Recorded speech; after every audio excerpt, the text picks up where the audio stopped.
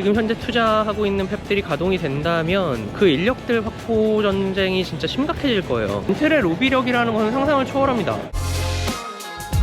반도체 부품사, 그리고 1차 벤더도 아니고 2차 또는 3차 벤더들이 많이 참가를 하는 행사이기 때문에 반도체 업자들의 행사에 가깝지만 B2B 사이즈들이 워낙 크기 때문에, 그리고 여기 있는 모든 회사들이 사실 전체 반도체 공급망에서 굉장히 중요한 위치들을 차지하고 있는 회사들이기 때문에 반도체 업계 차원에서는 굉장히 중요한 행사라고 할 수 있고요. 한국 같은 경우만 해도 상장사들이 굉장히 많아요. 이렇게 미국에 진출해서 좋은 성과들 만들고 또 거래처들 새로 글로벌로 확장을 하고 이런 그림들이 굉장히 훌륭하지 않나 하는 생각이 듭니다. 세미는 사실 반도체 장비 업체들의 협회예요. 그리고 세미콘 코리아 같은 경우도 코엑스 다 빌려가지고 하는데 굉장히 큰 행사예요. 세미콘 코리아가 중요한 행사가 된 배경에는 당연히 한국의 이제 거대한 메모리 파운드리 산업체인 삼성전자와 하이닉스 같은 회사들이 있겠죠. 배후산업 그리고 이런 2차 3차 벤더들이 대기업이 있으니까 같이 성장할 수 있는 거고 같이 클 수 있는 거거든요. 그래서 그들이 삼성이나 하이닉스에 납품을 하면서 그걸 레퍼런스를 삼아서 글로벌 시장에 진출을 하고 TSMC나 아니면 뭐 인텔이나 마이크론이나 이런 회사들에 납품을 할 수 있는 기회를 잡을 수 있는 거죠. 반대편에 또 한국관이 있습니다. 화성시와 함께 오신 분들인데 다산, 선경 이런 한국 기업들이 있고 600개 이상 기업들이 참여했는데 미국 기업들이 한 60% 정도 되고 한국 기업들이 50개 이상 참여를 했어요. 작년보다 10% 정도 늘었다고 하고, 그래서 미국을 제외하고는 한국이 참가 기업 수로 2위라고 합니다. 한국 나노종합기술원은 재밌는 유리기판을 선보이셨어요. 인터포저라고 하죠. 밑에 PCB를 대체할 수 있는 기술인데, 유리기판 저는 실물로 저렇게 가까이서 보는 건 처음이라서 되게 신기하네요. 8인치 장비 틀에 맞춰서 동그랗게 만드신 형태의 유리기판이었습니다. 이런 한국 기업들 인가시 엄청난데? 얘가 반도체 웨이퍼를 만드는 인가시입니다. 실리콘을 이렇게 막 돌려가지고 동그랗게 만든 다음에 얘를 이렇게 잘라요. 이런 원판을 만드는 겁니다. 얘는 12인치 웨이퍼 원판이죠. 크고 아름답습니다.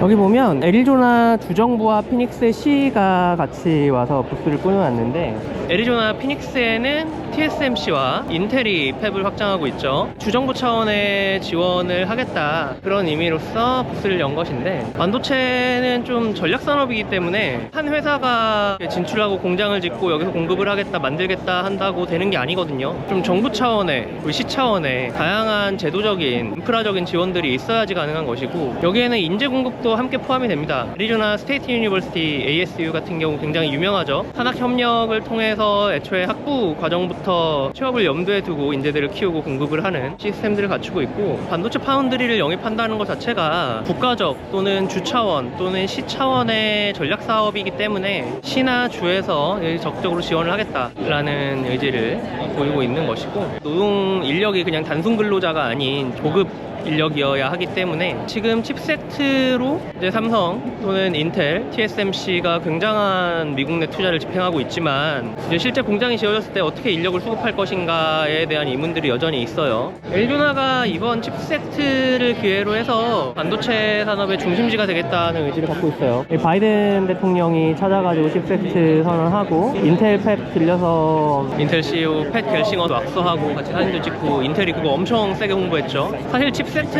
인텔을 위해 만들어진 법이에요. 기본적으로는 인텔을 통해서 반도체 생산지를 미국으로 다시 돌리고, 대만 침공 시나리오나 중국의 위협에 TSMC가 생산이 멈추는 이런 상황에 대응을 하겠다, 이런 큰 틀에서 진행되는 게 칩세트고, 삼성이 오스틴 옆에 테일러의 공장을 확장을 하면서 한국에서 삼성의 파트너로 일을 하고 있던 기업들이 기회를 잡고 미국의 법인을 열고 테일러에 납품하는 것을 토대로 해서 삼성 외에도 인텔이나 TSMC 같은 다른 기업들에 납품을 하겠다, 이런 기회들을 노리려고 지금 오신 거예요. 어떻게 보면 대기업의 글로벌 진출이 협력사들의 글로벌 진출의 토대가 되는 그런 그림이 되겠죠. 여기는 뉴욕주 부스인데, 뉴욕주가 우리가 잘 모르고 있지만 사실은 뉴욕주에 파운드리가 있습니다. 글로벌 파운드리스라고, 옛날 AMD가 갖고 있던, 지금은 중동자본이 갖고 있는 글로벌 파운드리스의 팹이 뉴욕에 있습니다. 이제 다시 미국이 반도체 생산 생산을 리쇼어링을 해서 미국 내로 돌리려고 하니까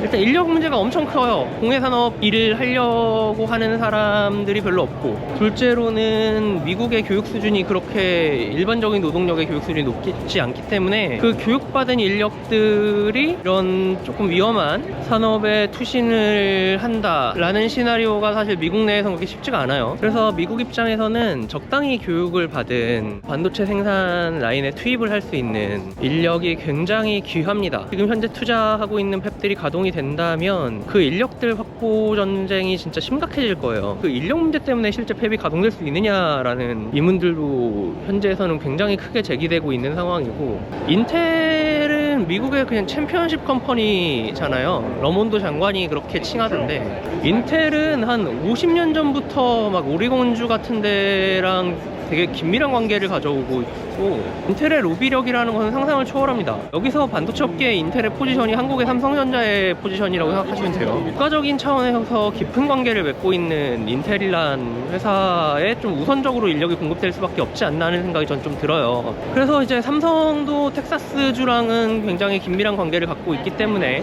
대학들과 협약을 맺고 지원도 하고 인력 확보를 위해서 좀 밑밥을 깔고 있는데, 아직은 좀 밑밥에 머물지 않나, 그런 한계가 있지 않나라는 생각도 좀 들고, 인력 확보를 위해서 좀 장기적으로 미국의 여러 협약이나 기부나 투자나 산학 협력을 좀 키워나갔으면 좋겠어요.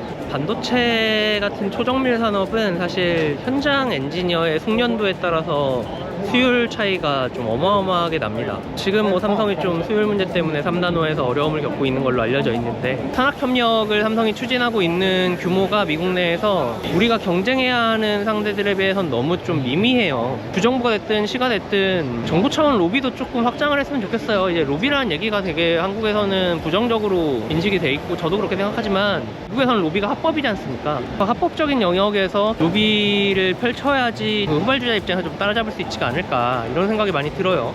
우리 강소기업들도 이 기회로 같이 미국에 진출해서 다른 고객사들 확보를 해서 좀 긍정적인 영향을 낼 수 있었으면 좋겠습니다. 반도체 쪽이나 석유화, 솔라, 배터리 쪽 관련된 금속 소재를 전문적으로 만들고 있고요. 반도체 쪽 관련된 부분이 있어서 오스틴하고 실리콘밸리에 오피스를 열면서 미국 관련된 비즈니스를 크게 확장시키려고 노력하고 있습니다. 파이팅입니다. 감사합니다.